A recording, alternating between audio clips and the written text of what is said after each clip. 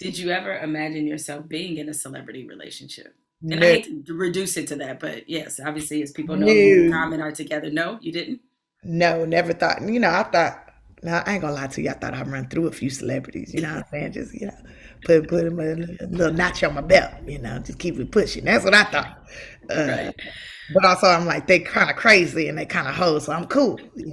And just like was one of my favorites roll up, then I'm gonna see what's up. And he was just persistent. He was persistent. Like I love his art, what he does, but he wasn't necessarily not necessarily all the way my type. But Mm. he grew on me. Mm, You grew on you. Okay. he showed me different.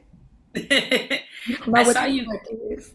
I Mhm. read that you characterized the current relationship as the healthiest relationship that you've ever been in.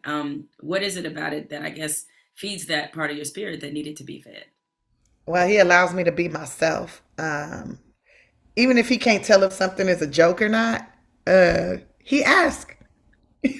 He'll just be like, "Are you kidding?" A joke? Are you serious? I can't tell. Let me know. Like, and we had like, and we have like real conversations about things. And I don't feel like, how sometimes you be in a relationship with a dude and you're like afraid to talk to him about a certain thing because you don't know how is he gonna blow up and start screaming and yelling, or is he gonna think you're doing something you ain't got no business? When it's like a genuine concern for you, um, but with him, like I'll bring up something that's a genuine concern for me, and he's like, "All right, let's pause. Let me think about that for a second." Then he expresses how he feels about it, and sometimes I like to start fights. I ain't gonna lie. Like I like a good argument. Good argument gets things flowing, right? Then Right. maybe something go down. But also, I don't like to fight. I like arguing over dumb stuff, like uh, what this basketball team is wearing or somebody's shoes or something like that. Um, and I'll try to start something about like, cause he always watching, like no shade to ESPN, but don't invite me over and be like, hey, let's spend some quality time together. And then you just put on ESPN and we're watching these old athletes talk about a game that we didn't get to watch because we just got here. Like, I feel some type of way about that. Right. Hmm. And I'm not making no money watching this. So, I mean, it's cool, but I'm like, I ain't seen you in 3 days. You need to put out. Like, I don't need to be To put out. like, you need to put out or I'm gonna get out. I'm gonna leave. Like, and he's like, wait a minute now. See, it ain't all about that. Like, so we had these conversations that relationships is not all about sex. But cool, well then put a movie on that we both want to watch. Or let's do it, let's paint, or let's dance, or let's cook something together. Let's do something besides watch these old men talk about a game that they don't get to play no more. Oh, ESPN is loving that endorsement, I'm I'm sure. sorry. I'm Yeah, sorry, I'm sure but a lot of I'd a lot of rather women can relate. Yeah. I'd rather watch the game. I'd rather Okay. actually watch the game. You know what But I'm it's just all saying? the talking you Yeah, miss out. it's like okay, it's like you heard of FOMO? Yes. Fear of Okay, missing out. so it's like FOMO. It's like, oh, when he did this and when he did that and when this happened and when that happened, they play a little bit of a snippet, but you don't see how he got into that position or whatever. I feel like this is a tease. I'd rather be at the damn game. Why are we not actually watching the game? Or the game is actually happening on another station, but we're watching this station where they're talking about the game. Why are we actually watching the game? Why are we watching them talk about the game? What are we doing? That's funny. Is it true you used to be a phone sex operator? Yes, that's true. Were you good at it? You asking all the truth questions. I think so. I make good money. And that's with my mind, though. You had my mind messed up because you realize men are nasty and they are into some weird stuff that I'm not Hmm. into. Yeah. Yeah. I think I What? was. I kept people on the phone for more than 5 minutes. Let's go. Keep them on for more than five. My Okay. average call be 10, 15 minutes. So. Wait, is that was it a commission based job or was it? Hmm. Oh wow! So the longer you keep them on, the more money you make. Ah, gotcha. Yeah. Um, how many different jobs have you had? Oh my goodness. I don't know. Let's see.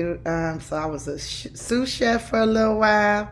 And so, you do the prepping then I was the bar mitzvahs, Right. babysitting. Then I worked at the youth center, customer service, phone sex operator, background extra, actress, comedian, producer, uh, mechanic. No, I never got no money for that. Definitely been working on my car. Not on the Tesla. I ain't messing with the Tesla. But when I had You're the messing Geo with that. Metro, I was doing work on that. But I You didn't had get a Geo Metro, huh? 1995 Geo Metro, two-door hatchback.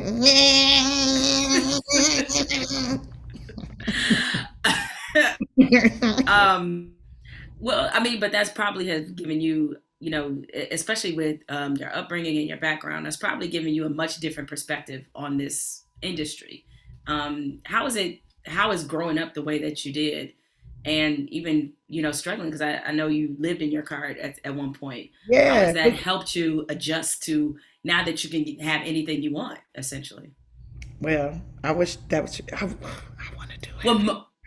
most things I almost can have anything you I want. almost can have anything. I Okay. almost can have anything I want. But what I would say, like, growing up in foster care and being moved around from place to place, having a mentally ill mother, uh, definitely prepared me for this industry because you deal with a lot of rejection, a lot of no's, right? And some people can't handle no's because they've been told yes so much in their life. But for me, a no is a okay. I'll go through this way then. I'll see another way about going to do it, or I'll try this instead. Um, Having to move over and over that rejection of like not feeling like you being wanted somewhere. That was difficult. But that's what Hollywood is like. So I'm like, I'm prepared for this. My mom, mentally or verbally abusive, physically abusive. The verbal abuse that I suffered with her definitely prepared me for the internet world and the trolls. Because I loved her. This is the first person I ever loved that was like beating me up, beating up my spirit, my soul. And then, the people on the internet, they trying to beat up your spirit and your soul or your reputation or whatever. But I don't love them. I don't even know them. So what they say don't even really make a difference. Now, do it get on my nerves sometimes? Yes. Do I like to chime in on my period and talk shit? Yes. Yes. I will be there for it. I know I might be under another identity, but I'm there for it. Sometimes you have to make time, I do because make time. sometimes you make time.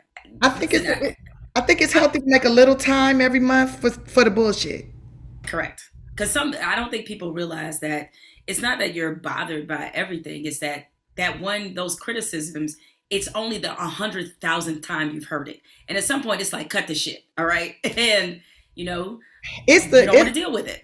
it's the I want her to get hit by an ice cream truck for me. It's the wanting me to die for me that make me chime in. You know what I'm saying? Or the blatant lie when somebody's like, "Oh, she only got on because she slept with some producer." Wait, first of all, if that was the case, I'd have been out here fucking all the producers. You're like, I done tried that strategy a long time ago. That shit don't work. I done watched a lot of my friends do that and they souls is gone. Okay. When they talk about selling your soul out here, I think when you open your legs or lay down with somebody that you don't really want to lay down with, you just doing it because you think you have to for the job or you have to survive. That's when your soul get gone.